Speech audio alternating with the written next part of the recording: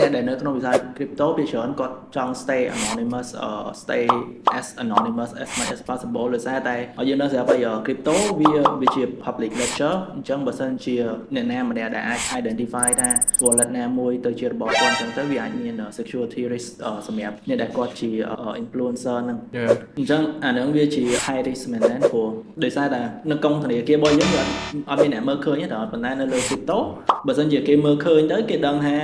យើងមាន asset ប្រមាណ asset អីខ្លះហើយវា copy asset នៅក្នុងធនាគារដែលគេអាចយកបានប៉ុន្តែនេះអាចយកបាន hardware wallet ឬមួយក៏ software wallet របស់យើងហ្នឹងគឺគេអាចយកបានគ្រប់ពេលអញ្ចឹងវាមាន risk ទៅលើ personal security ហើយណាមួយគ្នាយើងមិនមែនជា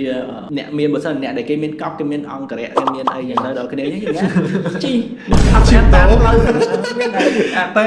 តែបងណាមួយវាក៏ជារឿងល្អដែរដោយសារតែវាប្របាក់បែបមិនដូចយើងឃើញនៅស្រុកគេអា cash ចាប់ចម្រិតcrypto well វាច្រើនអញ្ចឹងណាតែយើងមិន well យើងមិន well disclaimer គឺអត់មានអីទេបងឯង